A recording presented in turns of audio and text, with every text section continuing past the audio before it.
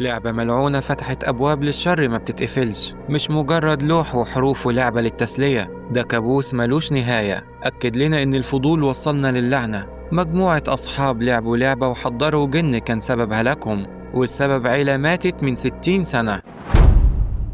بدأت روايتنا مع بنتين أصحاب لين وديبي. لعبوا لعبة عبارة عن لوح خشب فيه حروف وأرقام وليها سهم بيتحرك اسمها ويجا، وحركوا السهم وبدأوا اللعبة أو الرحلة لطريق الشر، وبدأوا يسألوها عن أي حاجة علشان يشوفوا هيحصل إيه، واللعبة حركت السهم على الحروف للإجابة. ديبي حكت للين عن اللعبة وإن في شائعات قالت إن اللعبة دي خارقة للطبيعة والجن هو المتحكم فيها، وإننا لو بصينا في عدسة السهم هنشوف الجن. وهنا لين حطت العدسة على عينها وبصت فيها، وفجأة شافت خيال أسود قدامها، خافت ورمت السهم من إيديها. لكن دي سارة أختها الصغيرة اللي قالت لهم انتوا بتعملوا إيه؟ ومرت 12 سنة وديبي بتلعب اللعبة لوحدها وتسألها عن كل حاجة في حياتها، لدرجة إنها حست إن اللعبة متحكمة في حياتها. وهنا قررت ترميها في النار وتخرج من السجن اللي عايشتها فيه، وإن فعلا الإشاعات عن اللعبة دي حقيقية. وبعدها اتصلت لين وقالت لها تعالي نخرج سوا، مستنياكي قدام البيت. خرجت ديبي وقابلت صديقتها وقالت لها أسفة مش هقدر أخرج معاكي، حاسة إني تعبانة شوية، وعرفتها إنها حرقت لعبة ويجا اللي كانوا بيلعبوا بيها علشان حست بحاجات غريبة حصلت في البيت، علشان كده كان قرارها إنها تتخلص منها. لكن لين قالت لها كل دي إشاعات ودي لعبة مش أكتر، ومشيت. وديبي دخلت البيت وفجأة لقيت على سريرها لعبة ويجا اللي رمتها في النار، وداست على حاجة على الأرض، بصت لقيته السهم بتاعها، مسكته وبصت في العدسة وفجأة عينيها بيضت وكأن حد سيطر عليها، وقامت جابت سلك النور وموتت نفسها. تاني يوم لين قاعدة مع خطيبها ووالدها بعت لها رسالة قال لها لازم تيجي حالا، ولما وصلت البيت عرفوها إن ديبي ماتت. فضلت تعيط وراحت العزا اتصدمت جدا لما عرفت إن ديبي انتحرت، وخصوصا إنها ما كانتش عندها مشاكل نفسية، وحضنت والدتها اللي ادتها كل حاجات ديبي لأنها أقرب واحدة ليها. روحت لين البيت وفضلت تتفرج على فيديوهاتها مع ديبي. وتاني يوم والدة ديبي اتصلت بيها قالت لها إنها هتبيع البيت خلاص، وإنها تيجي تاخد باقي الحاجات اللي تخص ديبي علشان تخليهم معها ذكرى ليها. وفعلا راحت لين مع خطيبها البيت، وأول ما دخلت سمعت صوت جاي من أوضة صاحبتها، جريت على هناك. الصوت جاي من الدولاب، فتحته لقيت لعبة ويجا، مسكتها وقالت لخطيبها إنهم كانوا دايما يلعبوا اللعبة دي، مع إن في إشاعات كتير قالت إن اللعبة دي في جن متحكم فيها. وبعدها لين جمعت كل أصحابهم وطلبت منهم يساعدوها إنهم يعرفوا مين السبب في موت ديبي، لأنها مستحيل تكون انتحرت، واللي هيحل لغز موتها هي لعبة ويجا، بس تعالوا العبوها معايا. وبالفعل كل أصحابهم وافقوا يلعبوا معاهم، مع إنهم مش مصدقين إن اللعبة دي ممكن تحل اللغز ده. وراحوا كلهم على بيت ديبي حتى سارة أختها، وفتحوا اللعبة. وأول سؤال كان هل في جن موجود معانا في البيت؟ وكانت الإجابة نعم، في جن معاكم في البيت. ورحب بيهم وقال لهم مرحبا يا صديقي. ولين سألته هل الجن ده طيب ولا شرير؟ وكانت الإجابة شرير. واتحرك السهم تاني على حروف كلمة الوداع، وفجأة اتقطع النور وكلهم خافوا وراحوا علشان يشوفوا سكينة الكهرباء.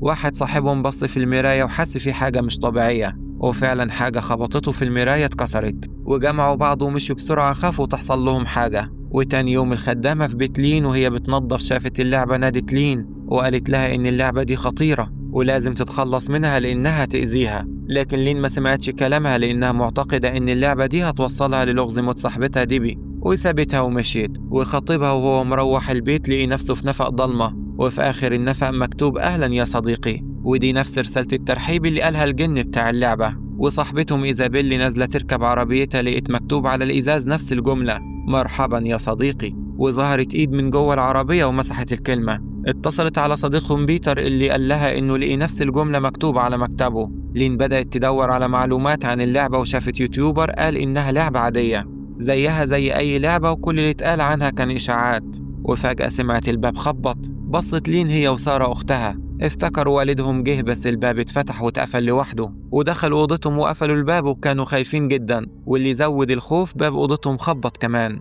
فجريوا استخبوا في الدولاب وبصوا لقوا الباب اتفتح واتقفل لوحده. خرجوا لقوا الكمبيوتر اتكتب عليه نفس الجملة أهلا يا صديقي. وبعدها الكمبيوتر قفل خالص. وتاني يوم في المدرسة قابلت أصحابها وحكت لهم اللي حصل معاها وحكاية الجملة الغريبة دي اللي قالوه لها إن هم الأربعة حصل معهم نفس الموقف وقابلوا نفس الجملة. لين فهمت الموضوع قالت لهم إن الجن أكيد عاوزهم يكملوا اللعبة، ويحكوا معاه بالليل جمعوا أصحابهم وراحوا على بيت ديبي علشان يكملوا اللعبة. وكان أول سؤال: هل في جن بجد ولا دي مجرد لعبة؟ وكانت الإجابة نعم، في جن. قالوا له: طب ادي إشارة إنك موجود. قام حرك الكرسي الفاضي وبكده اتأكدوا من وجوده، وده خوفهم أكتر. أما لين فمسكت السهم وبصت في العدسة اللي فيه واتفاجئت ببنت صغيرة شكلها مرعب جدا وبقها متخيط. لين اترعبت ورمت السهم اللي اتحرك لوحده على حروف كلمة اهربوا بسرعة، ماما جاية، وكأنها بتحذرهم من حاجة. رجعت لين بصت تاني في العدسة، شافت أمها جاية تجري على البنت الصغيرة ومسكتها وكلهم جريوا لبرا البيت. وتاني يوم لين بتتفرج على فيديوهات ديبي وهي بتلعب باللعبة لوحدها، وقالت إن لقيتها في قبو بيتهم الجديد بعد ما اشتروه بشهرين. وهنا لين فهمت إن المشكلة في البيت مش في اللعبة، وإن هو اللي فيه حاجة مش طبيعية. أما صاحبتهم إيزابيل اللي كانت في الحمام بتغسل سنانها، فجأة عينيها بيضت خالص وما بقيتش شايفة وبقها اتخيط نفس خياطة بق البنت الجنية، وكأن حد رفعها لفوق ونزلت إيزابيل ميتة على الأرض. لين أول ما عرفت اللي حصل لإيزابيل فهمت إن اللعبة هي السبب، وخطيبها فضل يزعق فيها ويقول لها أنت السبب في كل ده، وإن هي اللي خلتهم يلعبوا اللعبة دي من الأساس. لين سابته وراحت لبيتر صاحبهم وقالت له إنهم لازم يعرفوا قصة الجن ده ويصرفوه قبل ما يخلص عليهم واحد ورا التاني. والحقيقة إن بيتر اقتنع بكلامها وراحوا على بيت ديبي علشان يشوفوا أي خيط يمشوا وراه ويعرفوا يخلصوا من الجن ده. وهم بيدوروا لقوا صندوق قديم لقيوا جواه صورة لأم وبنتين، والمفاجأة إن دي الست اللي لين شافتها لما بصت في العدسة. وبدأوا يبحثوا عن اسم العيلة دي على الإنترنت، واكتشفوا إنهم كانوا عايشين في البيت ده من 60 سنة. وفي يوم البنت الكبيرة اختفت في ظروف غامضة، ولا أهلها ولا الشرطة قدروا يعرفوا مكانها. وأختها الصغيرة تولينا حبت تنتقم لأختها فقتلت أمها، والشرطة دخلتها مستشفى الأمراض العقلية. ولين الحقيقة مسكتش وراحت لها مستشفى المجانين وقابلتها وسألتها عن اللعبة وعن أختها وليه قتلت أمها. لكن تولينا حكت لها القصة إن أمها كانت بتحضر أرواح، وكانت اللعبة هي طريقة التواصل ما بينهم. وبعد سنة من التواصل ما بين أمها والجن طلبوا منها تقتل بنتها الكبيرة وتقدمها قربان للجن، وخيطت بقها، وده لأنها كانت لما بتتكلم بتطرد لها الشياطين من البيت. ودفنتها في القبو بتاع البيت، وقالت لها لو عايزين الحل روحوا القبو وطلعوا الهيكل العظمي بتاع أختي وفكوا الخيط من على بقها علشان تقدر تتكلم وتطرد الشياطين من البيت. والغريبة إن لين اقتنعت بالكلام ده وراحت جمعت صحابها وراحوا على بيت ديبي علشان يشوفوا موضوع القبو ده. وأول ما دخلوا شافوا ظل أسود جري خطيب لين من رجليه ودخلوا أوضة ضلمة، وبيتر جري وراه علشان ينقذه، وفجأة الباب اتقفل عليهم وهما الاتنين فضلوا يصرخوا. أما لين سابتهم وفضلت تدور على الهيكل العظمي للبنت علشان تفك بقها. وفجأة ظهر قرين الأم ورا لين وحاول يمنعها من فك بق البنت، لكن لين لهيتها وفكت بق دوريس اللي طلع قرينها، وفضل يصرخ بصوت عالي وخلى قرين الأم يختفي خالص. وبعدها روحوا بيتهم معتقدين إن بكده الموضوع خلص واللعنة اتفكت. لكن بيتر أول ما دخل أوضته اتفاجئ بدوريس وقفاله في الأوضة وبقها متخيط، وفجأة بتصرخ والخياطة تتفك وبيتر عينيه بيضت، وفجأة بقه اتخيط ووقع على الأرض ميت. لينا أول ما عرفت بموت بيتر راحت لتولين مستشفى المجانين، سألتها يعملوا إيه لأنها عملت كل اللي قالت لها عليه ولسه اللعنة ما تفكتش. والجن قتل بيتر صاحبها، لكن تولين فضلت تضحك وقالت لها إنها خدعتهم وإن دوريس هي الشريرة وخلتهم يفكوا الخيط علشان يحرروها، وإن الأم هي اللي كانت بتحاول تحميهم وتشيل عنهم أذاها. لين سابتها ومشيت وراحوا للخدامة بتاعتها اللي حذرتها منها قبل كده وسألتها نصرف الجن ده إزاي. قالت لهم إنهم لازم يحرقوا اللعبة دي ومعاها الهيكل العظمي بتاع دوريس، لأن قرينها مرتبط باللعبة ولازم تخلصوا من الاتنين. لين أخدت سارة أختها وجريوا على بيت ديبي علشان ينفذوا كلام الخدامة، وهنا اتفاجئت إن خطيبها هناك هو كمان وبقه متخيط وعينيه بيضة وميت. وفجأة ظهرت دوريس وشدت سارة من رجليها للأوضة الضلمة وكانت هتموتها،